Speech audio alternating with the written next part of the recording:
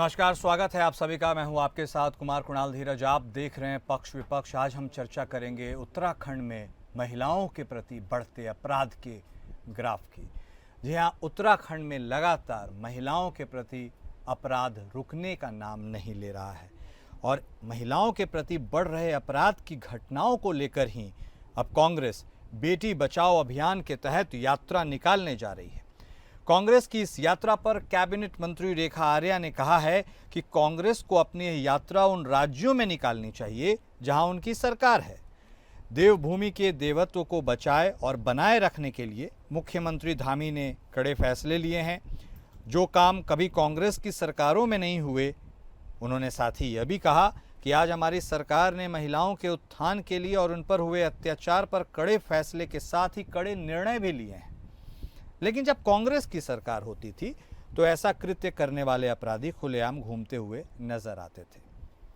बहरहाल ये तो हमने वह बताया जो उन्होंने कहा, लेकिन साल 2023 में आई एनसीआरबी यानी राष्ट्रीय अपराध रिकॉर्ड ब्यूरो की रिपोर्ट के मुताबिक राज्य यानी उत्तराखंड राज्य हिमालयी राज्यों में महिला और बच्चों के साथ होने वाले अपराध के मामले में नंबर 1 राज्य बना रहा है। लेकिन बीते कुछ सालों में राज्य में अब लगातार चिंता का विषय यह है कि अपराध का ग्राफ बढ़ता चला जा रहा है। राज्य में वर्ष 2023 वर्ष 2024 की तुलना में साल 2025 के अप्रैल माह तक ही यदि उसके रिकॉर्ड को देखा जाए तो साल 2025 में अप्रैल महीने तक अपराध के 4,980 मामले दर्ज किए गए हैं। उत्तराखंड पुलिस के ADG law and order V Murugesan ने बताया है कि अपराध के पीछे कई कारण हो सकते हैं इनके बढ़ने के लिए, लेकिन जिस तरीके से मुकदमे दर्ज किए जा रहे हैं यानी कि लोग जागरूक हो गए हैं और पुलिस भी मुकदमे दर्ज कर रही है। उत्तराखंड में तेजी से विकास हुआ है और जहां विकास होता है वहां पैसा भी आता है और क्राइम भी पैसे के साथ आता है। पुलिस का कहना है कि महिला संबंधी अपराध के मामले में सभी पुलिस अधिकारियों, खासकर महिला पुलिस अधिकारियों को विशेष ट्रेनिंग दी गई है।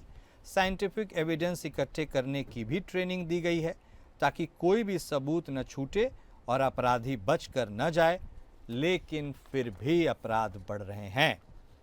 कांग्रेस अब एक अभियान छेड़ रही है, बेटी बचाओ यात्रा निकाल रही है और लोगों को यह बताने और जागरूक करने की कोशिश कर रही है कि उत्तराखंड में महिलाओं के प्रति जो अपराध हैं वो कितने गंभीर हैं, उनकी आवाज़ उठा रही है।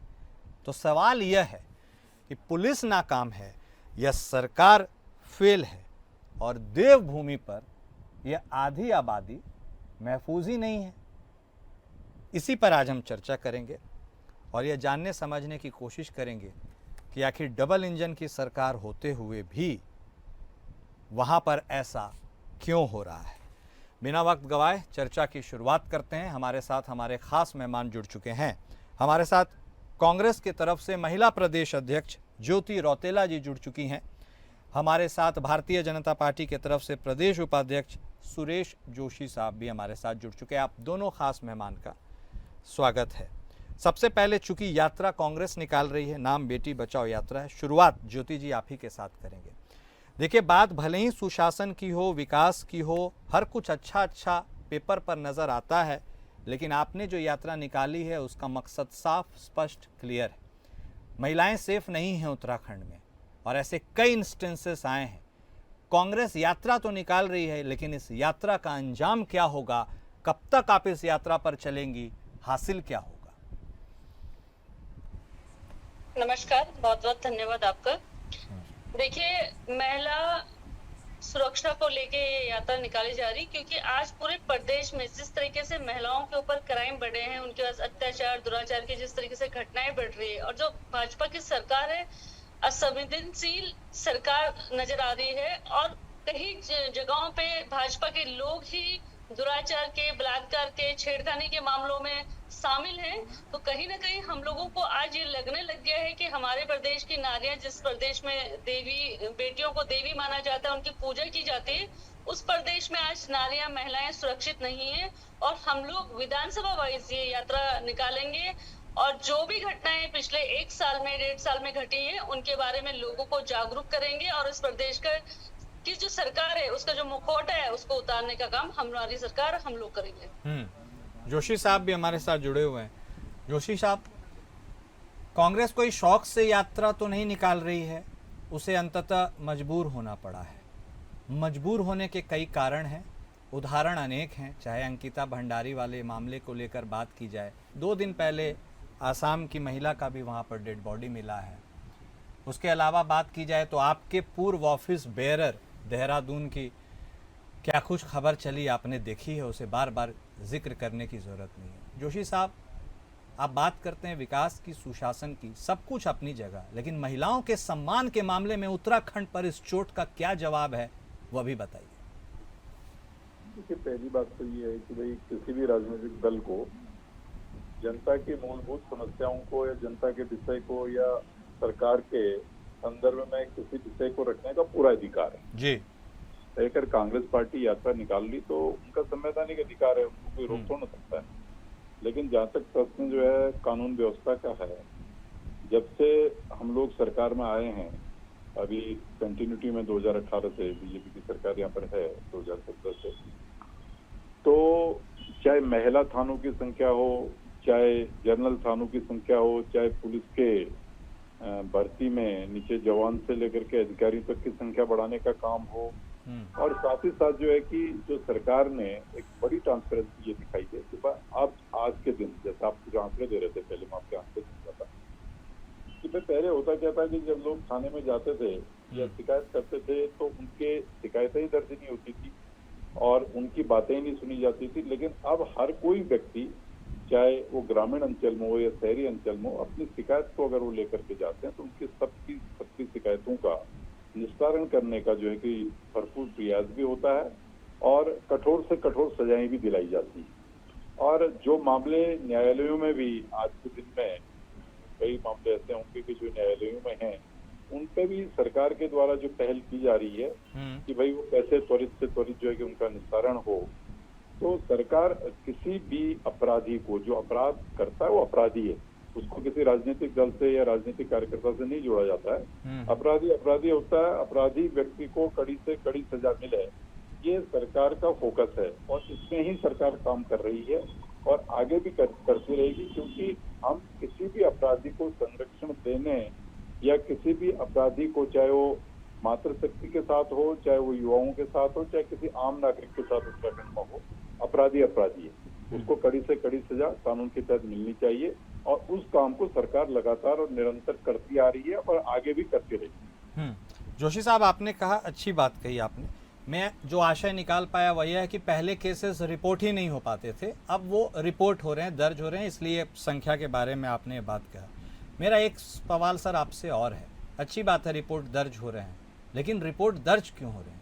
सुशासन की वह सरकार जो दावा करती है कि ऐसा कुछ भी नहीं होगा उत्तराखंड राज्य में, ऐसा हो क्यों रहा है? ऐसा होने क्यों दिया जा रहा है? उसके ऊपर नकेल कब कसिएगा? ऐसा कुछ होगा ही नहीं तो रिपोर्ट दर्ज करने की भी जरूरत नहीं पड़ेगी। उस और सरकार का क्या रुख है जोशी साहब? नहीं, देखिए ना, जब ऐसा है कि क्राइम, आप क्राइम के बारे में जो बात कर रहे हैं अभी, आप डीजी का भी बयान सुनवा रहे थे। देखो, क्राइम करने वाले व्यक्ति जो अपराधी होते हैं ना, देखो अपराधियों की कोई जात नहीं होती और अपराधियों में अधिकतर लोग तो जो है कि ऐसी मानसिकता के लोग होते हैं कि जो एक तरह से आप कह सकते हैं कि विकृत मानसिकता होती है, ऐसे अपराध होते हैं। और कुछ अपराध ऐसे होते हैं कि जो सुनियोजित होते हैं। लेकिन जो भी अपराध होते हैं, उन अपराधों में कार्रवाई कितनी जल्दी हो रही है और वो लोग कितनी जल्दी पकड़े जा रहे हैं, कितनी जल्दी जो है कि कानून के शिकंजे में उनको लेकर के सजा दी जा रही है, प्रश्न ये खड़ा होता है। ऐसा है कि अगर किसी ने अपराध किया है और सरकार या पुलिस जो है अपराधी को पकड़ ही नहीं रही है, अपराधी को ढूंढ ही नहीं रही है, आप अगर ट्रैक रिकॉर्ड देखेंगे 2017 के बाद का, तो यहाँ जो उत्तराखंड में जिन लोगों ने अपराध किए, चाहे वो यहाँ से भाग करके महाराष्ट्र चले गए, गोवा चले गए, छत्तीसगढ़ चले गए, तो उत्तराखंड की पुलिस वहां से भी उनको ढूंढ करके लाई, उनको दबोच करके लाई। ये एक नहीं, दर्जनों ऐसे उदाहरण आपको मिलेंगे।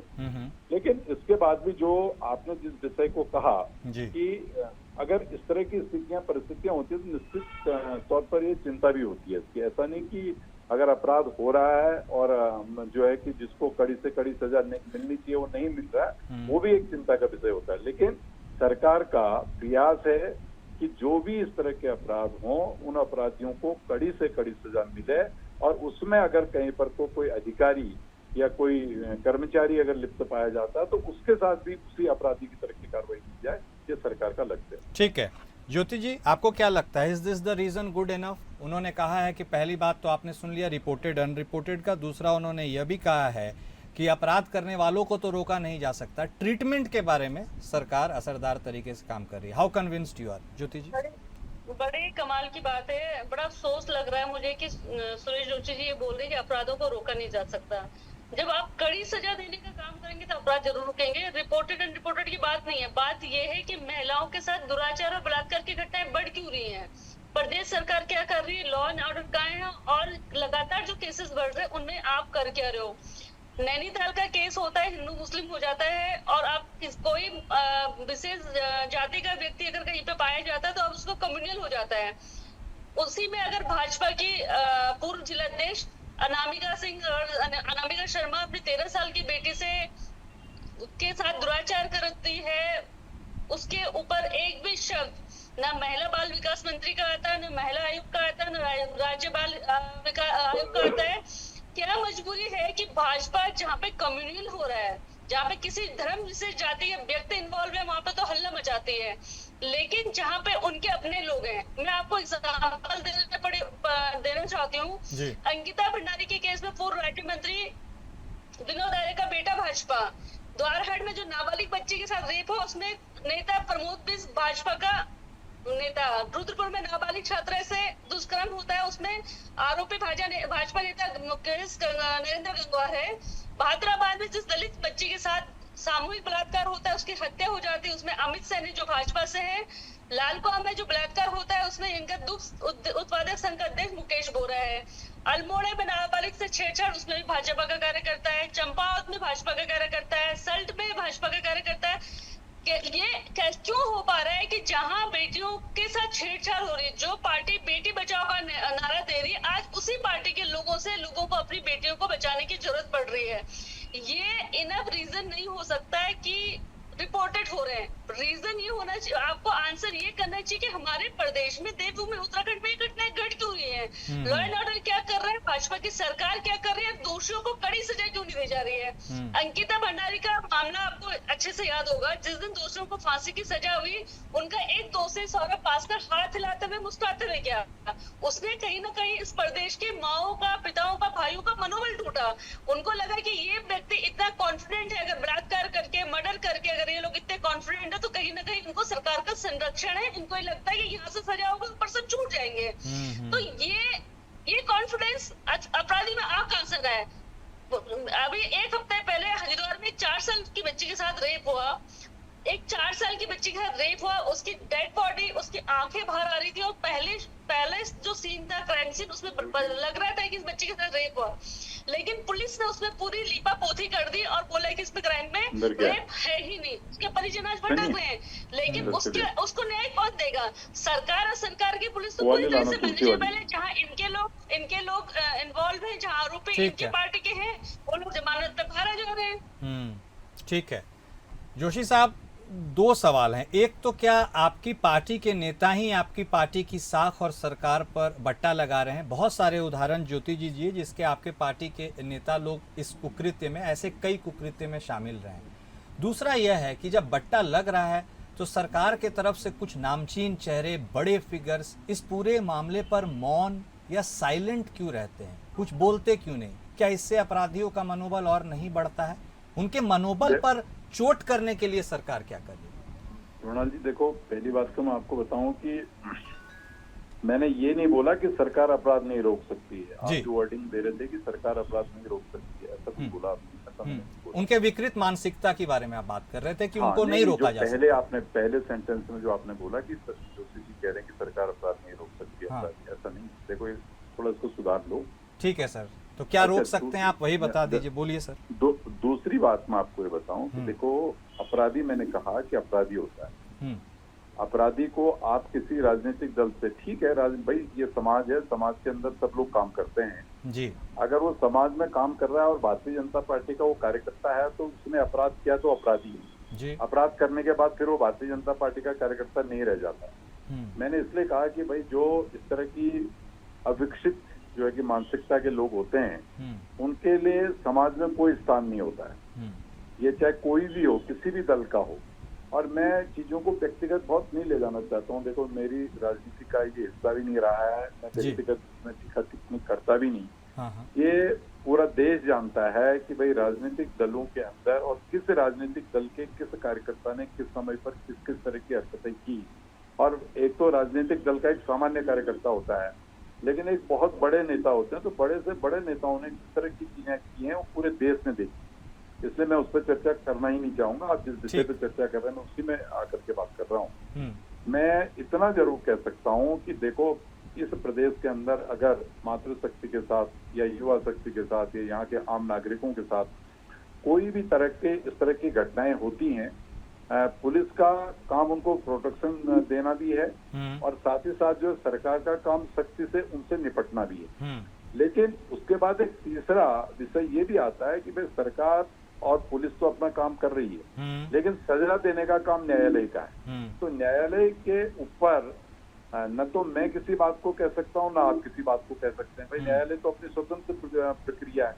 अब अगर सरकार जो है कि किसी अपराधी को पकड़ रही है और अपराधी को पकड़ करके वो कोर्ट में उसको पेश कर रही है, अब वो न्यायालय से व्यक्ति छूट रहा है, तो उसमें भी क्या सरकार का दोनों दोष होता है?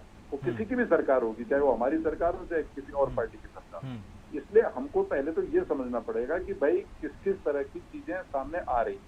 हाँ, मैं इतना बिल्कुल एक दावे के साथ इस बात को कह सकता हूँ कि आज प्रदेश के अंदर की जो लॉ एंड ऑर्डर की व्यवस्था है उसमें अगर कहीं पर भी कोई घटना होती है तो उत्तराखंड की पुलिस, मैं कह सकता हूँ कि 24 घंटे के अंदर उस जगह पर पहुंच करके तुरंत वहां पर को जो है, चाहे कितनी बड़ी घटना हो छोटी घटना हो, उस घटना को जो है कि तुरंत उसका निस्तारण करने का प्रयास भी करती है और ऐसे निस्तारण हुए भी हैं। आपने जैसे भी पूरी बात को नहीं बोला, आपने देहरादून की बात की, आपने एक दो और जगहों की बात की, तो उसका जो है कि पुलिस प्रशासन ने उन चीजों का निस्तारण भी किया है।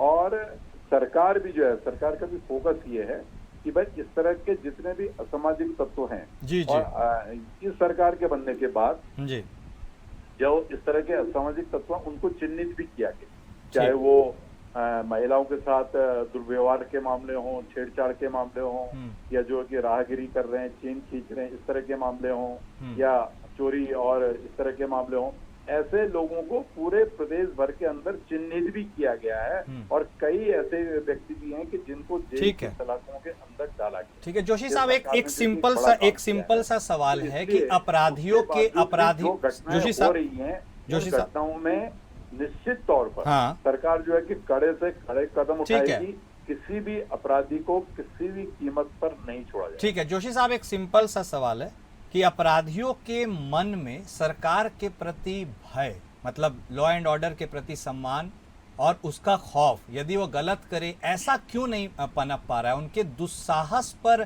प्रहार करने के लिए भी क्या सरकार कुछ फोरसाइट के हिसाब से काम करने की कोशिश करेगी? देखिए, ऐसा है कि सरकार अपनी प्लानिंग के हिसाब से काम करती है। हाँ। जहां पर उसको जैसी परिस्थितियां दिखती हैं, तो प्रशासन को या पुलिस को जहां पर को लगता है कि भाई यहाँ पर को इस तरह की परिस्थिति है तो इसको ऐसे निपटना है, और यहाँ पर इस तरह की परिस्थिति है तो ऐसे निपटना है। परिस्थितियों के आधार पर जो है कि पुलिस और प्रशासन काम करता है। लेकिन मैं ये कह सकता हूँ कि अपराधियों के बारे में कहीं पर भी कोई नरमी किसी तरह की नहीं है। अपराधी अपराधी है, चाहे वो किसी दल से जुड़ा हो, चाहे वो किसी समाज से जुड़ा हो, चाहे किसी संस्था से जुड़ा हो, अपराधी के साथ अपराधी की तरह का ही व्यवहार सरकार और पुलिस करेगी। ठीक है ज्योति जी, अपराधी की तरह अपराधी नहीं, आपने कह लिया सर। ज्योति जी, आप सवाल मेरा आपसे है। जोशी साहब ने कहा कि अपराधियों के साथ अपराधी जैसा बर्ताव होगा, सरकार यह सुनिश्चित करेगी, पुलिस विभाग अपना काम करेगा। सब कुछ यदि हो रहा है तो आंकड़े तो लेकिन उसकी तस्दीक नहीं कर रहे हैं। आंकड़े तो वर्ष दर वर्ष महिलाओं के प्रति अपराध में इजाफा ही दिखा रहे हैं। फिर आप विपक्ष में हैं, आप क्या कुछ देख पा रही हैं सरकार की कार्यशैली में? कहाँ कमी है, क्या मंशा है, आपसे भी जानना चाहेंगे। देखिए, सबसे पहले हमको एग्जाम्पल सेट करना पड़ेगा। अभी अनामिका शर्मा का जो केस आया, उसमें 13 साल की बच्चे के साथ उसकी माँ ही यौन शोषण और दुराचार बलात्कार करवा रही है। जांच होनी चाहिए, जांच होनी चाहिए कि वो लोग कौन इन्वॉल्व है जिन्होंने उनकी बेटी के साथ ये घिनौना कृत्य करा है। जांच से सरकार क्यों बच रही है? अगर विपक्ष मांग रहा है, उसके पिताजी बोल रहे हैं कि सीबीआई जांच की मांग होनी चाहिए, अनामिका शर्मा की कॉल डिटेल्स निकालनी चाहिए, वो कौन सा लोग इन्वॉल्व है जिनकी वजह से अनामिका शर्मा को अपनी बेटी तक को उनकी बेटी के साथ भी दुराचार बलात्कार करवाना पड़ा, उन लोगों का नाम आगे आना चाहिए। आप कैसे एग्जाम्पल सेट करोगे? जब तक आप दोषियों को कड़ी से कड़ी सजा नहीं देंगे, केसों को फास्ट ट्रैक कोर्ट में नहीं चलाएंगे, तब तक ये अपराध बढ़ते रहेंगे। सरकार, अभी मैं जोशी जी की बात सुन रही थी, वो देश की बात कर रहे थे। महिला पहलवानों के साथ भी जो आदमी, जो महिला पहलवानों ने यौन शोषण का जिस पे आरोप लगाया, वो भाजपा का सांसद था, बृजभूषण शर्मा था, उसमें सरकार ने कुछ नहीं बोला। भाजपा की इस सरकार में मणिपुर में महिलाओं को नग्न करके घुमाया। मुझे लगता है कि उससे बड़ी घटना इस देश में नहीं हुई। ये सबको शर्मिंदा करने वाली बात थी कि महिलाओं के साथ सामूहिक बलात्कार हुए, उनको नग्न करके घुमाया गया भाजपा की सरकार में, लेकिन न गृह मंत्री न प्रधानमंत्री कोई भी इस पे एक शब्द नहीं बोला। महिला बाल विकास मंत्री हमारी रेखा आर्य जी, जिनका स्टेटमेंट आपने सबसे पहले कोट करा कि वो कह रही कि पुष्कर धामी जी सब कर रहे हैं। महिला बाल विकास मंत्री आज तक एक भी केस में, एक सिंगल केस में कोई भी स्टेटमेंट नहीं दी। ना अंकिता शर्मा भंडारी के टाइम वो आए सामने, ना अनामिका शर्मा के सामने वो आई, ना पिंकी नेगी के टाइम आई, ना हेमा के टाइम आई। इतने बलात्कार हुए, दलित युवतियों से बलात्कार हुए, लेकिन रेखा आर्य जी का एक भी स्टेटमेंट नहीं आया। बस वो एक ही काम करती है, वो पुष्कर धामी जी की वाहवाही करती है, भाजपा की सरकार की बात करते हैं। लेकिन जहां महिलाओं की बात है, वो एक महिला बाल विकास मंत्री हैं, उनको वहां पे खड़े होना चाहिए, नहीं होना चाहिए। आप एग्जाम्पल सेट कैसे करोगे? आप as a politician, as a party worker मत बोलिए ना, आप एक इंसान की तरह सामने आके बात करिए कि ये घटनाएं हो रही, भले ही मेरी सरकार में हो रही, लेकिन मैं इसके खिलाफ हूँ, ये चीजें नहीं होनी चाहिए, इसमें कड़ी से कड़ी सजा होनी चाहिए। मतलब आप कहना चाह रही हैं ज्योति जी कि एक तो सही से जांच नहीं हो रही है, और जांच भी हो रही है तो निष्पक्ष नहीं हो रही है। निष्पक्ष नहीं हो रही, बिल्कुल भी निष्पक्ष नहीं हो रही। अगर आप जांच निष्पक्ष करेंगे, लोगों को, अपराधियों को कड़ी से कड़ी सजा देंगे, तो मेरा मानना है कि कहीं ना कहीं डर होगा, खौफ होगा। आप देखोगे कि आज लगातार पिछले 3 साल में, जब से भाजपा की ये दूसरी सरकार बनी है, लगातार महिलाओं के ऊपर बलात्कार के केसेस, दुराचार के केसेस बढ़ते जा रहे हैं, और उसमें कहीं ना कहीं भाजपा के लोग सम्मिलित मिल रहे हैं, और उसपे सरकार या उसका कोई प्रवक्ता या महिला बाल विकास मंत्री, राज्य आयोग, बाल आयोग, कोई भी बात करने को तैयार नहीं है। एक छोटा सा सवाल, जल्दी जवाब दे दीजिएगा। आगे आपकी पार्टी की रणनीति क्या रही? हमारी पार्टी की रणनीति ये है कि हम लोग अब महिलाओं के ऊपर जो ये अत्याचार, दुराचार के मामले आ रहे हैं, जिस तरीके से यूसीसी में लिव इन को थोपने की कोशिश देवभूमि उत्तराखंड में भाजपा की सरकार ने करी है, मुझे लगता है कि इस प्रदेश के लोग लिविंग को नहीं स्वीकारेंगे। कोई भी माँ बाप, कोई भी भाई, कोई भी पिता ये नहीं चाहेगा कि उनकी बेटी बिना शादी के किसी गैर मर्द के साथ रहे, और उसके बाद जो उसकी जिम्मेदारी होती है वो किस तरीके से वो परिवार फेस करता है, उसके लिए हम लोग पूरे प्रदेश में जो महिलाओं के ऊपर बढ़ते अपराध हो रहे हैं, लिव इन में जो यूसीसी में लिव इन का जो प्रावधान है, इन सबको लेके 70 की 70 विधानसभाओं में हम लोग यात्रा निकालेंगे, लोगों के पास जाएंगे, लोगों को बताएंगे कि ऐसी सरकार है जो आपके बच्चों को ना रोजगार दे पा रही है, ना आपकी बेटियों को सुरक्षा दे पा रही है, और ऊपर से देवभूमि में लिव इन को लाकर उसको कलंकित करने का काम कर रही है। ठीक है, बहुत शुक्रिया आप दोनों खास मेहमान का अपना वक्त देने के लिए, इस चर्चा में शामिल होने के लिए। महिलाओं के प्रति बढ़ते अपराध के ग्राफ में उत्तराखंड आगे जाता है। वक्त आ चला है कि सरकार सजग हो और वह इस चीज़ को रोके, थामे, ताकि आधी आबादी सुरक्षित जी सके। पक्ष विपक्ष में आज बस इतना ही। नमस्कार।